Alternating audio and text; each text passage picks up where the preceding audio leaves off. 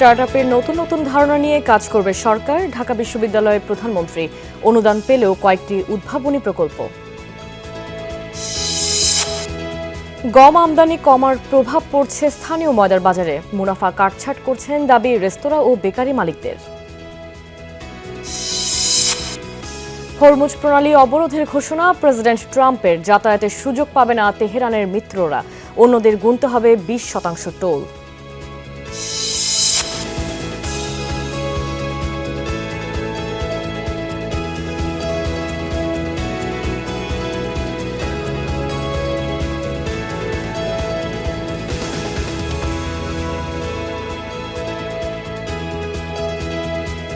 দর্শক আমন্ত্রণ বিজনেস টুডেতে, আপনাদের সাথে আছে আমি কাশফিয়া রুহি। এতক্ষণ শিরোনাম দেখছিলেন, এবার বিস্তারিত। উদ্ভাবনী চিন্তা নিয়ে এগিয়ে আসা উদ্যোক্তাদের সহযোগিতা করবে সরকার। আইসিটি বিভাগ থেকে 5 লাখ থেকে 5 কোটি টাকা পর্যন্ত আর্থিক সহায়তা দেওয়া হবে। উদ্যোক্তাদের জামানতবিহীন অর্থ সহায়তা নিশ্চিতে মন্ত্রী ও উপদেষ্টাকে ছাড়াই এ সংক্রান্ত কোর কমিটি গঠন করা হয়েছে। এসব কথা জানিয়েছেন প্রধানমন্ত্রী তারেক রহমান। সকালে ঢাকা বিশ্ববিদ্যালয়ে তিনি উদ্বোধন করেন তারুণ্য, স্টার্টআপ ও সম্ভাবনার বাংলাদেশ শীর্ষক আয়োজনে। কয়েকটি সম্ভাবনাময় প্রকল্পের জন্য উদ্যোক্তাদের অনুদান তুলে দেন সরকার প্রধান। নতুন ধারণার ব্যবসায়িক উদ্যোগী স্টার্টআপ, তারুণ্যের হাত ধরে যে স্টার্টআপ তৈরি করবে সম্ভাবনার এক বাংলাদেশ। ঢাকা বিশ্ববিদ্যালয়ের নবাব নওয়াব আলী চৌধুরী সিনেট ভবন প্রাঙ্গণে এমন নতুন উদ্যোক্তাদের স্টল ঘুরে ঘুরে দেখলেন সরকার প্রধান তারেক রহমান। মনোযোগ দিয়ে শুনলেন উদ্যোক্তাদের উদ্যোগ আর সম্ভাবনার কথা। একটা স্টার্টআপে যেমন সফলতা আছে। এর আগে মিলনায়তনে তথ্য যোগাযোগ প্রযুক্তি বিভাগের আয়োজনে তারুণ্য, স্টার্টআপ ও সম্ভাবনা বাংলাদেশ শীর্ষক মুক্ত আলোচনায় অংশ নেন প্রধানমন্ত্রী। ঢাকার 8 শিক্ষা প্রতিষ্ঠানের তরুণ শিক্ষার্থীরা সরাসরি প্রধানমন্ত্রীর কাছে তুলে ধরেন স্টার্টআপ ও আগামীর বাংলাদেশ নিয়ে নানা প্রশ্ন। তরুণদের ক্রিয়েটিভ ধারণাকে সরাসরি জাতীয় উন্নয়নের কাজে যুক্ত করবে এবং সেগুলোকে সাকসেসফুল স্টার্টআপে পরিণত করার এরকম কোনো সুযোগ থাকবে। নিজ অবস্থান থেকে জবাবও দেন প্রধানমন্ত্রী। জানান সরকারের পক্ষ থেকে তরুণ উদ্যোক্তাদের জামানতবিহীন অর্থ সহায়তা নিশ্চিতে একটি কমিটি গঠনের কথা। 5 লাখ টাকা থেকে 5 কোটি টাকা পর্যন্ত একজন স্টার্টআপ যে উদ্যোক্তা, তাকে আমরা সহায়তার চেষ্টা করব। আপনি আসবেন, আপনার প্রজেক্টটা দেখবে, একটা কমিটির মতো করা হয়েছে না, একদম নিউট্রাল একটা কমিটি করা হয়েছে। এখানে মন্ত্রী সাহেবও নাই, এখানে অ্যাডভাইজার সাহেবও নাই, একদম পিওর একটা কমিটি করা হয়েছে। তারা আপনারা দেখবে, দেখে ডিসিশনে আপনাকে উইদাউট এনি কোলাটারাল আপনাকে তারা ফান্ড করবে।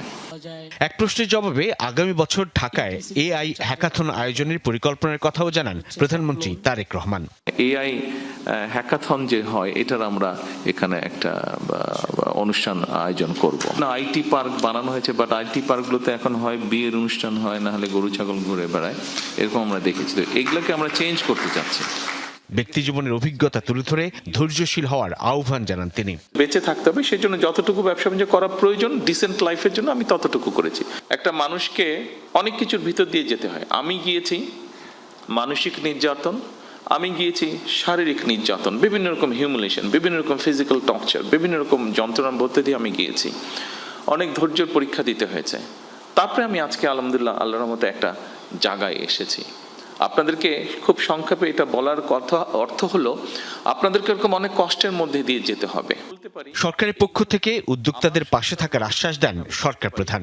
কতটুকু পারবো আমি জানি না, বাট আমরা আছি, যতটুকু পারবো সর্বোচ্চ শক্তি দিয়ে আমরা আপনাদের পাশে থাকার চেষ্টা করব। আমরা ইনশাল্লাহ চেষ্টা করছি একটু চেঞ্জ করার জন্য।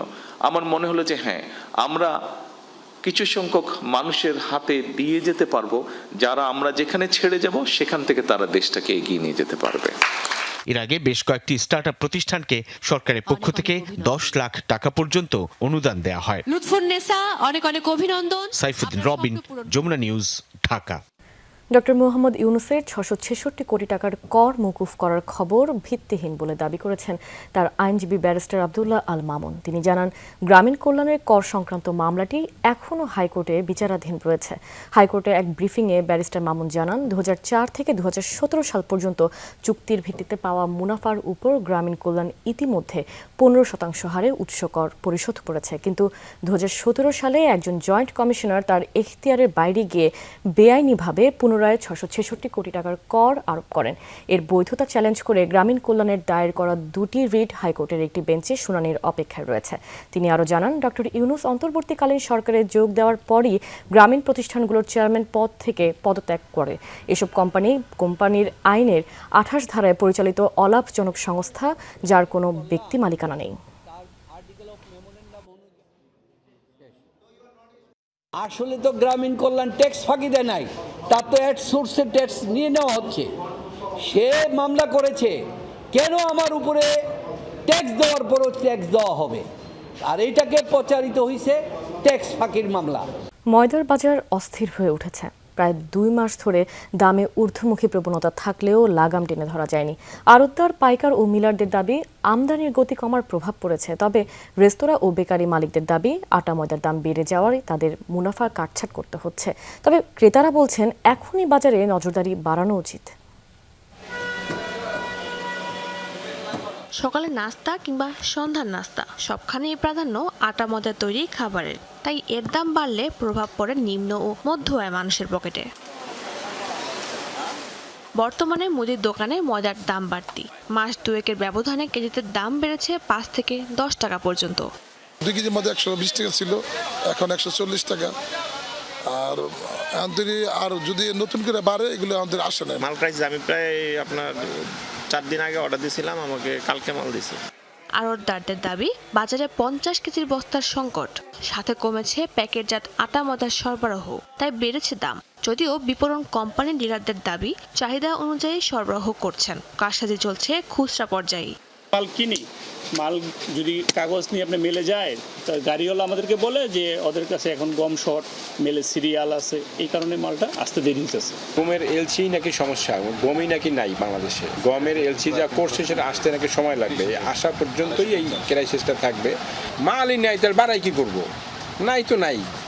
আর যখন আসে, যেটা যেভাবে কেনা পড়ে সেটা সেইভাবে আমরা বিক্রি করি। যদি অসাধু ব্যবসায়ীরা বা বাড়িয়ে বিক্রি করে, সেখানে তো আমার বা আমাদের কিছু করার নেই। এটা ওনারা জবাবদিহি করতে পারবে যে কেন বাড়তি। আমি তো আমাদের কোম্পানির যে নির্ধারিত রেট, ওই রেটেই আমাকে বিক্রি করতে হয়। তবে গমের আমদানি কমেছে, বৈশ্বিক গম সরবরাহ কমে যাওয়ায় দাম এখনও ঊর্ধ্বমুখী। ভুসি বিক্রি করতে পারছেন যে আটার দামটা বাড়তেছে, আর 1 নম্বর ময়দা যেটা হয় ওইটা গম সংকট, ওইটার কারণে 1 নম্বর ময়দার দাম একটু বাড়ছে। বেসরকারি পর্যায়ে যারা ইম্পোর্ট করে তাদেরকে ব্যাট ট্যাক্স দিতে হয়।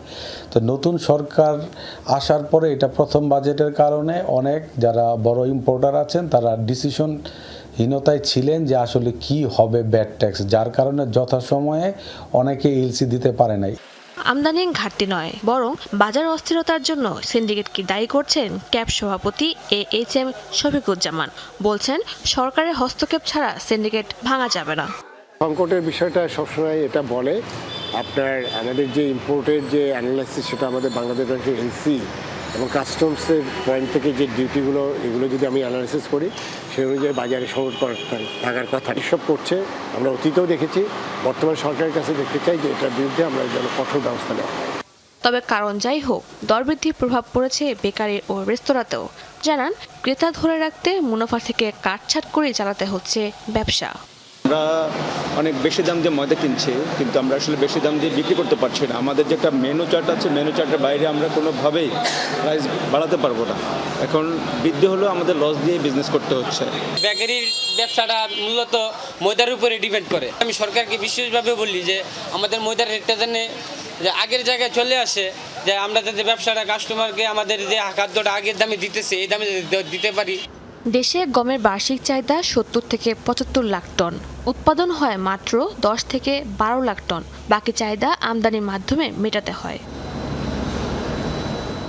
শাজদিন অন্তরা, যমুনা নিউজ, ঢাকা। সরকারি কর্মকর্তাদের গাড়ি কিনতে সুদমুক্ত ঋণ বন্ধের পর এবার মোটরযানের রক্ষণাবেক্ষণ বাবদ মাসিক খরচ অর্ধেক করতে যাচ্ছে সরকার। এতদিন এই ব্যয় ছিল মাসে 50,000 টাকা, এখন তা 25,000 টাকা করার বিষয়ে প্রয়োজনীয় উদ্যোগ নিতে জনপ্রশাসন মন্ত্রণালয়কে চিঠি দিয়েছে অর্থ বিভাগ। অর্থ বিভাগ 9 জুলাই জনপ্রশাসন মন্ত্রণালয়ে চিঠি দিয়েছে। সরকারের উপসচিব থেকে শুরু করে উপরের স্তরের পদের সরকারি কর্মকর্তারা এতদিন গাড়ি কিনতে 30 লাখ টাকা সুদমুক্ত ঋণ পেতেন। কয়েকদিন আগে এই সুবিধা বন্ধ রাখার সিদ্ধান্ত নেয় সরকার। এখন রক্ষণাবেক্ষণ ব্যয় কমানোর উদ্যোগ নেওয়া হয়েছে। এছাড়া বৃত্তি পেয়ে দেশে বা বিদেশে পড়াশোনা করতে যাওয়া কর্মকর্তাদের ডেপুটেশন বাদ দিয়ে শিক্ষা ছুটি দেওয়ার বিষয়ে উদ্যোগ নিতে অনুরোধ করা হয়েছে। এতে কর্মকর্তাদের আর্থিক সুবিধা কমবে। এই নির্দেশনা কার্যকর হলে ওই সময়ে বেতন অর্ধেক পাওয়া যাবে। 2025 সাল জুড়ে শিল্প খাতে অস্থিরতা ছিল, জ্বালানি সংকট ছিল চরমে, শ্রমিক অসন্তোষ সহ নানা কারণে 141টি পোশাক কারখানা বন্ধ হয়ে যায়। ট্রাম্প ট্যারিফ নিয়েও তৈরি হয় অস্থিরতা। এ ধরনের চ্যালেঞ্জের মধ্যেও বিশ্ববাজারে পোশাক রপ্তানিতে দ্বিতীয় স্থান ধরে রেখেছে Bangladesh. World trade statistical review বলছে, প্রধান প্রতিযোগী ভিয়েতনামের চেয়ে বাংলাদেশের রপ্তানির পরিমাণ প্রায় $2 বিলিয়ন বেশি। এ নিয়ে টানা পঞ্চমবারের মতো বিশ্ববাজারে পোশাক রপ্তানিতে দ্বিতীয় স্থান ধরে রেখেছে বাংলাদেশ। 2020 সালে করোনাকালে বাংলাদেশকে টপকে দ্বিতীয় স্থানটি দখল করে নেয় ভিয়েতনাম। পরের বছর ভিয়েতনামকে পেছনে ফেলে হারানো অবস্থান পুনরুদ্ধার করে বাংলাদেশ। দ্বিতীয় অবস্থান ধরে রাখলেও বৈশ্বিক হিস্যা কিছুটা কমেছে বাংলাদেশের। আগের বছরের হিস্যা ছিল 7%, 2025 সালে তা 6.76% নেমেছে। এই নিয়ে টানা 2 বছর বিশ্ববাজারে পোশাক রপ্তানিতে বাংলাদেশের হিস্যা কমল। তবে গত বছর ভিয়েতনামের হিস্যা বেড়ে দাঁড়িয়েছে 6.53%, যা 2024 সালে ছিল 6.17%। পোশাক রপ্তানিতে বরাবরের মতো এবারও প্রথম স্থানে আছে চীন।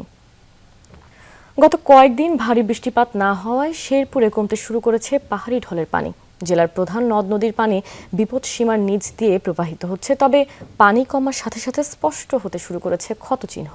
ভেঙে পড়েছে নালিতাবাড়ি শেরপুর সড়কের গোল্লারপাড়া অংশ। বন্ধ হয়েছে যানবাহন চলাচল। এছাড়া ক্ষতিগ্রস্ত হয়েছে বিপুল পরিমাণ জমির ফসল। পানি নেমে গেছে ঠিকই, তবে রেখে গেছে ক্ষতচিহ্ন। ভেঙে পড়া এই সড়কে জানান দিচ্ছে কতখানি ছিল সেই ঢলের স্রোতের তীব্রতা। কয়েকদিনের টানা বর্ষণ ও উজানে ভারত থেকে নেমে আসা আকস্মিক পাহাড়ি ঢলে শেরপুরের গোল্লারপাড় এলাকায় বিধ্বস্ত হয় শেরপুর নালিতাবাড়ি আঞ্চলিক সড়কের 30 মিটার অংশ। এতে চরম ভোগান্তি পোহাচ্ছেন স্থানীয় বাসিন্দারা। শুধু এই সড়কই নয়, পাহাড়ি ঢলে ক্ষতিগ্রস্ত হয়েছে বিভিন্ন ইউনিয়নের বেশ কয়েকটি গ্রামীণ সড়কও। 4-5 দিন আগে বৃষ্টি আমরা রাস্তাঘাট কালভার্ট সহকারে ভেঙে গেছে গা। রাস্তাটা একবারে ডাইরেক্ট শেষ, পোলাপান নেওয়া করা হইতেছে না। দিক দিয়ে আমরা ডল আসার ফলে আমাদের যে বান আছে সাইডে এদিক ভাঙ্গিয়া অনেক ক্ষতি হয়ে যায়। আমাদের এদিকে কেউ দেখতে আসে না, কেউ খোঁজ খবরও নেয় না। ঝিনাইগাতির নলকুড়া ও সদর ইউনিয়নের বেশ কয়েকটি গ্রামে ঢলের পানিতে ক্ষতির মুখে পড়েছে সবজির ক্ষেত, আমনের বীজতলা। ক্ষতিগ্রস্ত হয়েছে সদ্য লাগানো কাকরোল, চিচিঙ্গা, আগাম শীতকালীন ফসলেরও। এছাড়া পানির তোরে ধসে গেছে জমির মাটি, তৈরি হয়েছে বড় বড় গর্ত। পানি নামায় স্পষ্ট হতে শুরু করেছে এসব ক্ষতচিহ্ন। কারকল লাগাইছিলাম, কলা গাছ লাগাইছিলাম, পাহাড়ের ডলাইয়া সবকিছু ভাঙ্গা গেছে গা। আমার 3 কাঠা মাটি শেষ। কাকরোলের চাষ করতাম, ধুন্দলের চাষ করতাম, এগুলো করার মতো সুযোগ থাকতেছে না। বর্তমান জমি যেভাবে বিলীন হয়ে যাইতেছে। শুধু এইটুক না, সামনের টুকু ভাঙ্গা যাইতেছে। এভাবে যদি ভাঙ্গা জায়গা আমরা একসময় অনাবাদী জমি হয়ে যাবো গা। কৃষি অফিস বলছে ঢলের পানিতে শুধু ঝিনাইগাতিতেই প্রায় 25 হেক্টর সবজি ও আমনের বীজতলা ক্ষতিগ্রস্ত হয়েছে। আমরা প্রকৃত ক্ষতিগ্রস্ত কৃষকের তালিকা করতেছি। আমরা এই তালিকাকে আমাদের উদ্বোধন কর্তৃপক্ষের মাধ্যমে আমরা আমাদের কৃষি মন্ত্রণালয়ে প্রেরণ করবে। ক্ষতিগ্রস্ত সড়কটি পরিদর্শন শেষে পানি উন্নয়ন বোর্ড ও এলজিডিকে দ্রুত মেরামতের নির্দেশনা দিয়েছেন জেলা প্রশাসক। একই সঙ্গে আকস্মিক পাহাড়ি ঢল মোকাবেলায় জরুরি সহায়তার আশ্বাস দিয়েছে জেলা প্রশাসন। এলাকালি গোলারপাড়ে যে ভাঙনটি আছে, ভাঙনটির ব্যাপারে আপৎকালীন সময়ে আমরা কিছু ব্যবস্থা গ্রহণ করছি আপাতত, এবং এটির জন্য একটি দীর্ঘমেয়াদী এবং মধ্যমেয়াদী পরিকল্পনা দরকার। পানি উন্নয়ন বোর্ডের সবশেষ তথ্য অনুযায়ী জেলার প্রধান নদ নদীর পানি বিপদসীমার নিচ দিয়ে প্রবাহিত হচ্ছে। জারিন অর্নি, যমুনা নিউজ। দর্শক, এবার জানাবো পুঁজিবাজারের লেনদেনের খবর। ডিএসইতে প্রধান সূচক 44 পয়েন্ট বেড়ে দাঁড়িয়েছে 5,911 পয়েন্টে। অন্যদিকে ডিএসইএসে 10 পয়েন্ট বেড়ে দাঁড়িয়েছে 1,207 পয়েন্টে। ডিএসই 30 সূচক 24 পয়েন্ট বেড়ে দাঁড়িয়েছে 2,227 পয়েন্টে।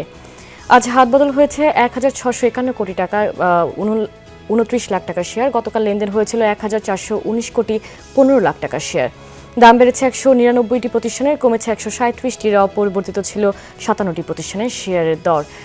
লেনদেনের ভিত্তিতে শীর্ষে রয়েছে লাভেলো। প্রতিষ্ঠানটির মোট 74 কোটি 96 লাখ টাকার শেয়ার লেনদেন হয়েছে। এরপরের অবস্থানে আছে বাংলাদেশ শিপিং কর্পোরেশন ও মালিক স্পিনিং। দর্শক, এবার জানাবো চট্টগ্রাম স্টক এক্সচেঞ্জের খবর। প্রধান সূচক সিএসপিআই প্রায় 67 পয়েন্ট বেড়ে দাঁড়িয়েছে 15,778 পয়েন্টে। সিএসসিএক্স সূচক বেড়েছে 38 পয়েন্ট এবং সিএসই 30 সূচক বেড়েছে 62 পয়েন্ট। লেনদেন হয়েছে 78 কোটি 15 লাখ টাকার শেয়ার। গতকাল লেনদেন হয়েছিল 30 কোটি 10 লাখ টাকার শেয়ার। লেনদেন হওয়া 252টি প্রতিষ্ঠানের মধ্যে দর বেড়েছে 137টির, কমেছে 89টির, আর অপরিবর্তিত ছিল 26টি প্রতিষ্ঠানের শেয়ারের দর। দর্শক, এই ছিল আমার কাছে পুঁজিবাজারের সবশেষ আপডেট। ইরানের বন্দরমুখী জাহাজ ঠেকাতে আবারও হরমুজ প্রণালী ঘিরে অবরোধের ঘোষণা দিয়েছেন মার্কিন প্রেসিডেন্ট ডোনাল্ড ট্রাম্প। তেহরান ও তার বাণিজ্যিক মিত্ররা বাদে বাকি দেশগুলোর জন্য উন্মুক্ত থাকলেও গুনতে হবে 20% টোল। এছাড়া মধ্যপ্রাচ্যের নিরাপত্তায় খরচের অর্থ আদায় করা হবে উপসাগরীয় দেশগুলোর কাছ থেকে। ট্রাম্পের এসব পরিকল্পনা উড়িয়ে দিয়ে ইরানের স্পষ্ট বার্তা, হরমুজের নিয়ন্ত্রণ তাদের ছিল এবং থাকবে। বিশ্ব বাণিজ্যের গুরুত্বপূর্ণ নৌপথ হরমুজ প্রণালী ঘিরে উত্তেজনা থামছেই না। ইরান গুরুত্বপূর্ণ জলপথটি আটকে রাখায় পাল্টা অবরোধের ঘোষণা দিলেন মার্কিন প্রেসিডেন্ট ডোনাল্ড ট্রাম্প। মঙ্গলবার হোয়াইট হাউসের সাংবাদিকদের সাথে প্রশ্নোত্তর পর্ব চলাকালে এই সিদ্ধান্তের কথা জানান মার্কিন প্রেসিডেন্ট। হরমুজের নিয়ন্ত্রণ যুক্তরাষ্ট্রের হাতেই রয়েছে বলে দাবি করেন। হরমুজ সংলগ্ন ইরানের অবকাঠামো লক্ষ্য করে জোরালো অভিযান অব্যাহত রাখার হুঁশিয়ারিও দেন। হরমুজ প্রণালীর নিয়ন্ত্রণ আমাদের হাতেই রয়েছে। আবারও এই জলপথ ঘিরে অবরোধ দিতে যাচ্ছে। এটি হবে পূর্ণাঙ্গ অবরোধ, যা ইরানের উপর কার্যকর হবে। ইরানের বাণিজ্যিক মিত্র কোনো দেশকে এই পথে যাতায়াতের সুযোগ দেওয়া হবে না। অঞ্চলটির নিরাপত্তায় ব্যয় হওয়া অর্থ উপসাগরীয় দেশগুলোর কাছ থেকেই আদায়ের পরিকল্পনা ট্রাম্পের। পাশাপাশি হরমুজের পণ্যবাহী জাহাজ যাতায়াতের উপর 20% টোল আরোপের কথাও জানান তিনি। বিশ্বের অন্যতম গুরুত্বপূর্ণ এই অংশের সুরক্ষায় আমাদের বিপুল অর্থ খরচ হচ্ছে। সংযুক্ত আরব আমিরাত, ওমান, কাতার, কুয়েত সহ মধ্যপ্রাচ্যের যেসব দেশকে সহায়তা দিচ্ছি তারা এই অর্থ ফেরত দেবে। আমার মনে হয় এটি যুক্তিযুক্ত। তবে ট্রাম্পের সব পরিকল্পনা উড়িয়ে দিয়েছে ইরান। এক্স বার্তায় ইরানি পররাষ্ট্রমন্ত্রী আব্বাস আরাকচি বলেন, হরমুজের ভবিষ্যৎ নির্ধারণের অধিকার নেই যুক্তরাষ্ট্রের। এই জলপথের রক্ষক ও অভিভাবক ইরান ছিল এবং থাকবে। ট্রাম্পের মন্তব্য নিয়েও ব্যঙ্গ করেন আরাকচি। বলেন, টোল হিসাবে 20% ফি খানিকটা বেশি। এক্ষেত্রে ন্যায্য মূল্য নির্ধারণ করবে ইরান। সাবরিনা নুসরাত, যমুনা নিউজ। দর্শক, এই ছিল বিজনেস টুডের এখনকার আয়োজনে। এতক্ষণ সাথে থাকার জন্য ধন্যবাদ সবাইকে।